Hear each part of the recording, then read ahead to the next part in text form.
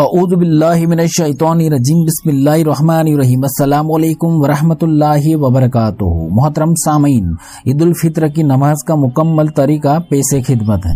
تو آج کی یہ خاص ویڈیو ہمارے بہت سارے مومن بھائی کی ریکویسٹ پر پیش کر رہا ہوں۔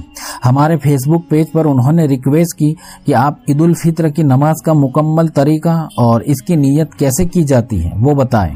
تو اس بات کو ذہن نشین کرتے ہوئے آج کی اس ویڈیو میں عید کی نماز کا طریقہ پیش کر رہا ہوں۔ اکثر دیکھا جاتا ہے کہ عید کی نماز ادا کرنے میں اکثر لوگ غلطی کرتے ہیں۔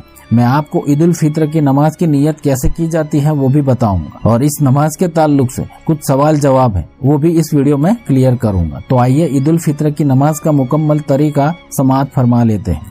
سب سے پہلے ہم یہ جان لیں کہ عید الفطر کی نماز میں نہ تو اذان ہوتی ہے اور نہ ہی اقامت پڑھی جاتی ہے، لیکن عید کے نماز میں 6 تکبیریں زیادہ ہوتی ہے۔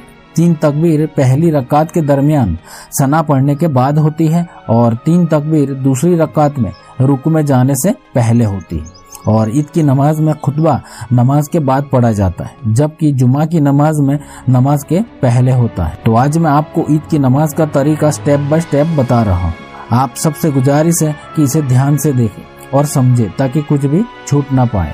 اب عید الفطر کی نماز کی نیت ایسے کرنی ہے۔ نیت کرتا ہوں میں 2 رکعت نماز واجب 6 زائد تکبیروں کے ساتھ واسطے اللہ تعالیٰ کے، منہ میرا کعبہ شریف کی طرف اللہ اکبر۔ اب اللہ اکبر کہتے ہوئے اپنے دونوں ہاتھوں کو باندھ لیں۔ اس کے بعد ثنا پڑھیں گے، سبحانک اللہم و بحمدک و تبارک اسمک و تعالی جدک و لا الہ غیرک۔ اب ثنا پڑھنے کے بعد 3 مرتبہ تکبیر کہنی ہے، اللہ اکبر اللہ اکبر اللہ اکبر۔ 2 مرتبہ اللہ اکبر کہہ کر کانوں تک اپنے دونوں ہاتھوں کو اٹھائے اور پھر چھوڑ دے۔ جب تیسری مرتبہ اللہ اکبر کہے تب کانوں تک اپنے دونوں ہاتھوں کو اٹھائے اور پھر ناپ کے نیچے باندھ لے۔ اس کے بعد پھر امام صاحب الحمد شریف یعنی سورہ فاتحہ پڑھیں گے، اور پھر کوئی دوسری سورہ پڑھ کر رکوع میں جائیں اور سجدہ کریں۔ پھر اسی طرح یہ رکعت عام نمازوں کی طرح مکمل کر لیں۔ اب دوسری رکعت کے لیے جب آپ کھڑے ہوں گے تو امام صاحب الحمد شریف اور پھر کوئی دوسری سورہ کو پڑھیں گے، اور پھر 4 تکبیریں کہنی ہیں۔ 3 تکبیروں میں اپنے ہاتھوں کو اٹھا کر چھوڑ دینا، اور پھر چوتھی تکبیر میں بغیر ہاتھ اٹھائے سیدھے رکوع میں چلے جانا۔ اس کے بعد پھر عام نماز کی طرح اس نماز کو مکمل کر لینی۔ اس کے بعد آپ کو دعا مانگنی۔ اب نماز کے بعد امام صاحب خطبہ پڑھیں گے، اس کو پوری توجہ کے ساتھ 2 جانب بیٹھ کر سننا چاہیے۔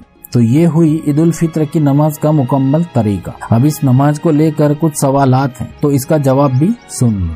پہلا سوال یہ ہے کہ عید الفطر کی نماز فرض ہے یا واجب؟ تو اس کا جواب ہے عید الفطر کی نماز فرض نہیں ہے بلکہ واجب ہے۔ اب دوسرا سوال یہ ہے کہ عید الفطر کی نماز کا وقت کتنے بجے سے شروع ہوتا ہے؟ اب عید الفطر کی نماز کا وقت سورج نکلنے کے تقریباً 20 منٹ کے بعد سے شروع ہوتا ہے۔ اب تیسرا سوال، عید الفطر کی نماز میں کتنی رکعتیں ہوتی ہیں؟ تو عید الفطر کی نماز میں صرف 2 رکعت ہوتی ہے۔ اب چوتھا سوال، عید کی جماعت نہ مل پائے تو کیا کرے؟ امام صاحب نے نماز پڑھا لی اور کوئی شخص باقی رہ گیا، خواہ وہ شامل ہی نہ ہوا تھا یا شامل تو ہوا مگر اس کی نماز فاسد ہو گئی، تو اگر دوسری عیدگاہ یا مسجد میں مل سکتی ہے تو وہاں جا کر پڑھ لے، ورنہ بغیر جماعت کے نہیں پڑھ سکتا، اور اگر اس کو پڑھنی ہی ہے تو بہتر ہے کہ یہ شخص 4 رکعت چاشت کی نماز کو پڑھ لے۔ اب 5واں سوال، کیا عورتیں عید کی نماز پڑھ سکتی ہیں؟ تو اس کا جواب ہے عورتوں پر عید کی نماز واجب نہیں ہے، لہٰذا عورتیں گھر پر ہی رہ کر نفل نماز ادا کر لیں، جیسے شکرانے کی 2 رکعت نفل یا چاشت کی نماز۔ لیکن یاد رہے عید کی نماز سے پہلے کوئی بھی نفل نماز نہیں ہوگی۔ جب تک مردوں کی عید کی نماز نہ ہو جائے تب تک گھر کی عورتیں کوئی بھی نفل یا چاشت کی نماز ادا نہیں کر سکتی۔ عید کی نماز مسافر پر، بیمار پر، اپاہج پر اور بہت زیادہ بوڑھے آدمی اور عورتوں پر واجب نہیں ہوتی ہے۔ تو امید کرتا ہوں کہ آج کی اس ویڈیو سے بہت ساری باتیں کلیئر ہو چکی ہوں گی۔ تو آپ سب سے گزارش کرتا ہوں کہ اس ویڈیو کو جلد سے جلد فیس بک اور واٹس ایپ پر لازمی شیئر کر دیں۔ تو اللہ سبحانہ و تعالی ہم سب کو عبادت کی توفیق عطا فرمائے، آمین۔ اللہ حافظ۔